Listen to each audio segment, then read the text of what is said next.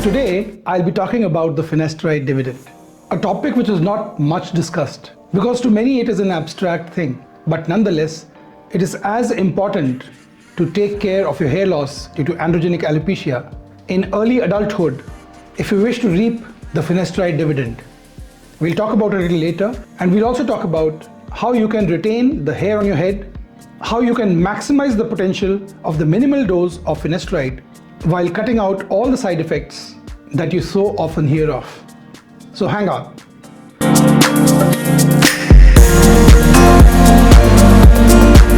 No one will deny the fact that the age group 25 to 35 years is the golden period in anyone's life. This is the time we are either finishing our studies, aspiring for a new career, looking for a partner, or raising a family.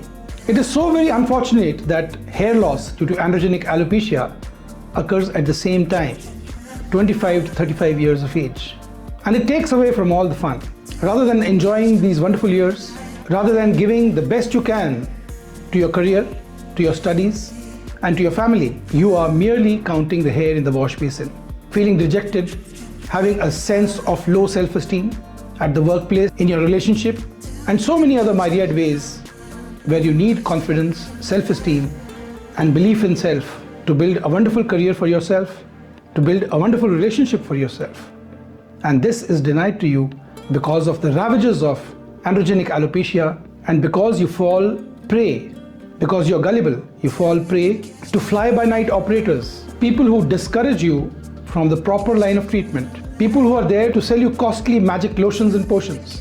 And this is the golden period that you lose, which will never come back. You cannot make up for this lost time. You could have had such a good career, such a good relationship, but this is all an opportunity lost. Doctors often talk about the golden hour. Doctors who work in the emergency, doctors who work in trauma care, they talk about the golden hour, the precious time which, if lost, the misfortunes of the injured person cannot be reversed.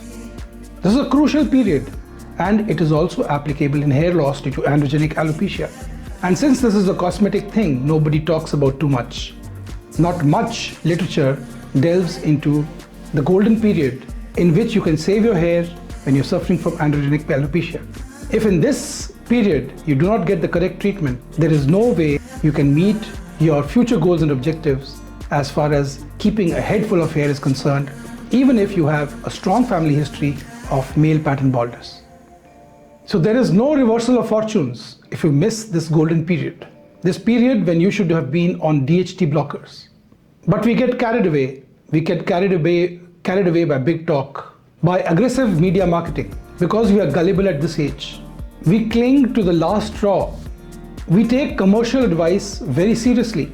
We fall prey to the online bashing of the most effective drug, the most safe drug for hair loss in androgenic alopecia, that is oral finasteride. Yes, oral finasteride has drawbacks. Everybody cannot take oral finasteride, but those who can should take this drug. So what are the 5 ways in which you can prevent yourself from having side effects? And secondly, with the most minimal dose, you can get maximal benefit, maintaining a head full of hair for a long time. So number 1 is proper case selection. Oral finasteride should only be started by a physician after assessing the psychology of the patient, after assessing his hormonal levels. If a person has borderline hypogonadic, if a person has pre-existing erectile dysfunction, which almost 40% of people who are in the age group 25 to 35 have, and this is the age group, mind you, in which hair loss happens, this category of patients should not be put on oral finasteride. So proper screening is a must. Secondly, start with low customized dose. Start with doses as low as 0.5 milligram on alternate days. That is 0.5 milligram 3 times a week, and build up from the low dose up till the dose is such that hair loss is stopped, the minimal dose which is effective in that given patient. Number 3, over a period of time you'll see that sometimes the hair loss will wane and sometimes it will become more aggressive. If it gets more aggressive and with the dosage that you were earlier taking, it is not getting controlled, you can up the dosage.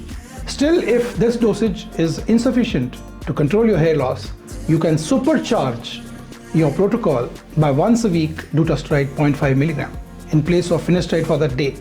And number 4 is take finasteride even if you're taking the lowest dose of finasteride, that is 0.5 milligram 3 times a week.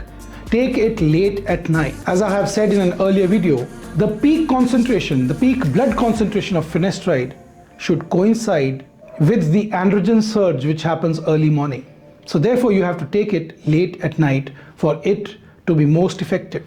And fifthly, and most importantly, every 3 months that you are on oral finasteride, take a break, which could be 2 to 3 weeks.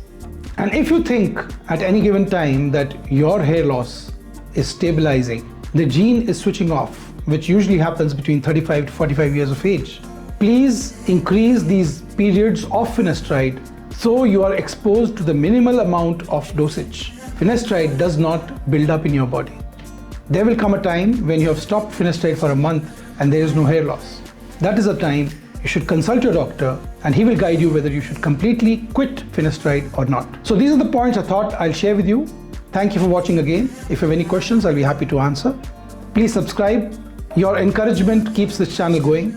If you have any questions, any doubts about this talk, please put a comment in the comment section below and I'll get back to you at the soonest. Thank you again and God bless you.